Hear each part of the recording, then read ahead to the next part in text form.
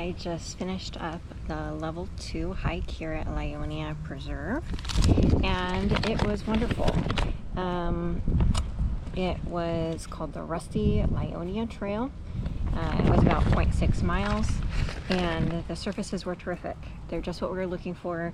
A mixture of packed dirt, some sand, but not anything deep or loose, and a little bit of pine needle leaf blanket on top of that packed sand, but nothing too slippery. There was a little bit of incline, just a tiny bit, so keep that in mind. But again, we were less than a mile with the surfaces that we like to see. So highly recommend as a level 2 hike, excuse me, where we're looking for less than a mile and sturdy surface. All right, we're here at Lyonia, and my hope is that we will get a level 1 hike out of this. A level 2 hike out of this, excuse me. So that means less than a half a mile, relatively even surfaces, but there can be some sand. This is something that someone could do if they want to be out in nature but don't want to go for a very long hike, so less than a half a mile. So the orange trail is what we're going to be following today, and I picked up a map from the visitor center, and they call this the Rusty Lyonia Trail. So this is very fun. I'll be kind of talking about accessibility concerns along the way, but for the most part you can just listen to nature. Lyonia is known for its scrub. We have a Florida scrub jay that is protected in the state of Florida.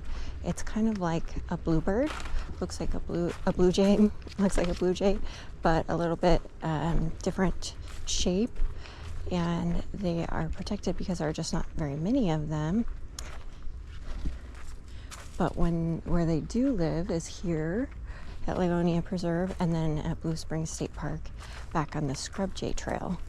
And they have to live in environments just like you're seeing right now, with the low scrub trees. If the trees get too tall, they feel too exposed to specifically red-shouldered hawks, and so they won't stay in that area, and it's essential for scrub jays to stay in the area that they're born. They mate for life, and they stay within a mile of where they're born. So this says, please don't feed the scrub jays. Protect them, don't feed them. People are known to feed them here at Lyonia. They're very friendly. And so there have even been rumors of scrub jays landing on people's heads. Generally, that's when you have peanuts in your hand. So we're gonna not do that. So this is 31. 31 is telling us to go that way. We're going straight. You will see me probably pull out we're going to the right. Because we want to hit. Yeah, we're going to do the trail a little bit backwards, so we're going counterclockwise right now. The first trail marker that we are going to hit is 34. So we're going to kind of go back. Lyonia has awesome markings. Can't really get lost back here, knock on wood.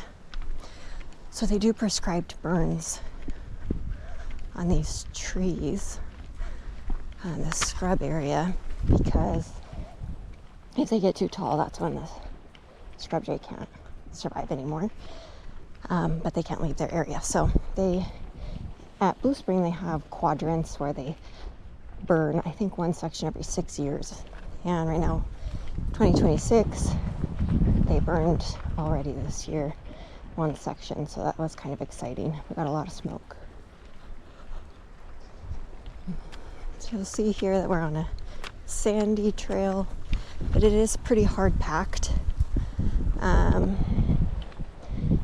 If you had a wheelchair that was motorized, you might be able to get through here.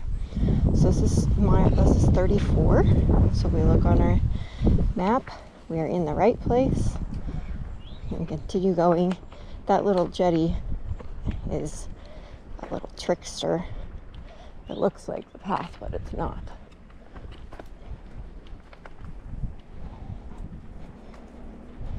A tractor would definitely be good in here. Totally fine. And this is not common for Lyonia, but we are going to have a little change in elevation. I mean, it's not common for Florida. It's obviously common for Lyonia. It doesn't change.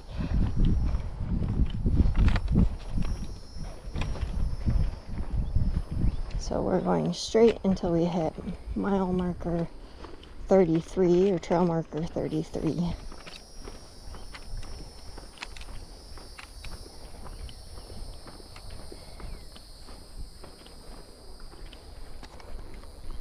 Which is here. And if we wanted to continue, we could go down this path and it would take us to the red trail. So that's one option, but see how this trail marker is red. We could go down there and it would take us to the red trail, but that one is 1.2 miles in length. So today we're going to turn around and go on the rest of the Rusty Lyonia 0.4 mile trail.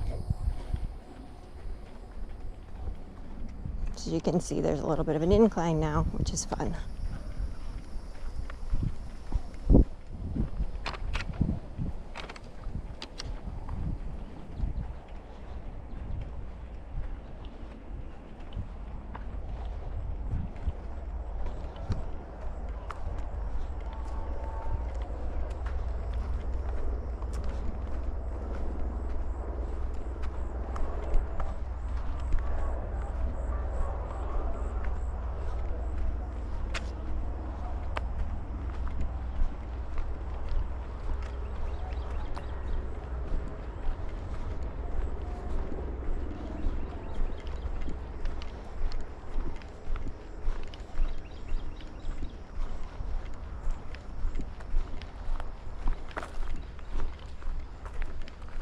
I have a little bit of sand here that's shifting under my feet.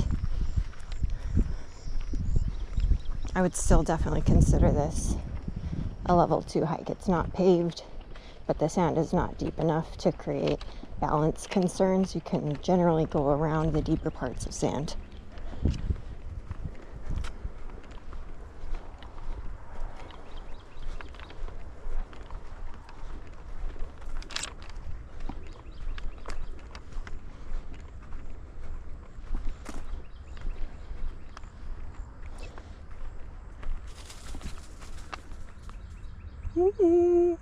I don't know what that was, but probably a squirrel.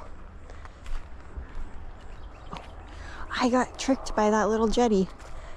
Stay on the route. The squirrel. Get you every time.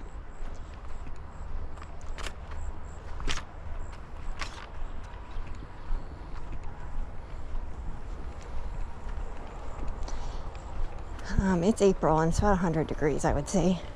So I would recommend doing this early in the morning or late at night if you're going to do it during the hotter months.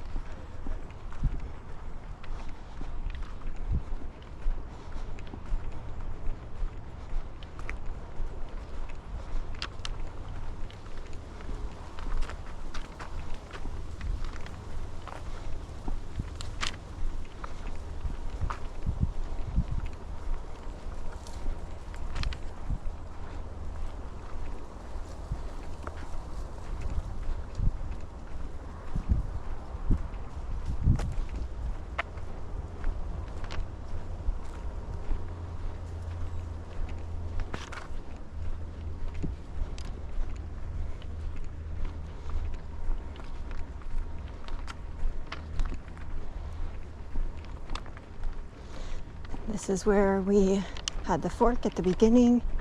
We chose to go right. You could choose to go left. No, it's not. Those tricky guys. Don't let them trick you. See, there's lots of those. Lots of those.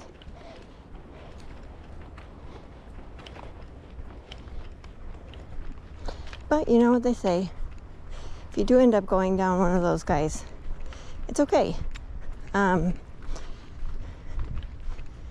Hopefully you've got your navigator on. Today I'm using All Trails and Strava, just to kind of compare the two. But those will really help you on a live map. If that's something you're concerned about, is getting lost. That's always my number one concern. Okay, we're going on a little incline. Ooh, look at that. Something's digging under the path. Very fun.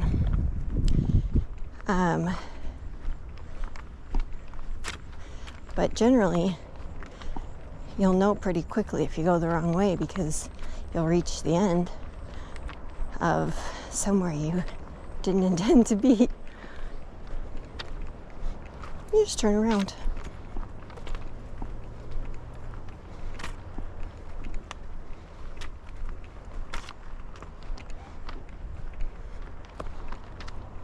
And here we are, right back to where we started.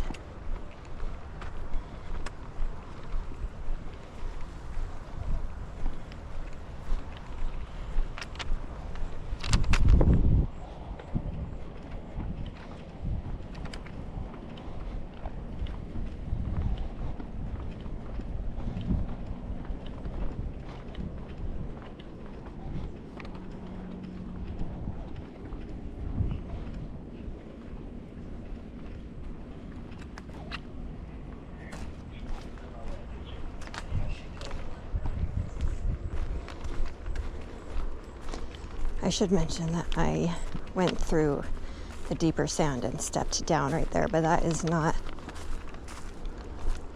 the only option.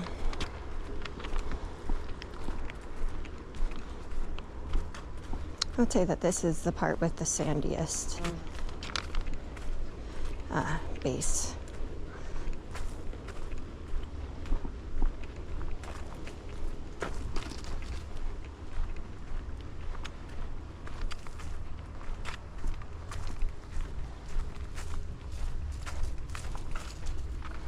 Oh, blizzard.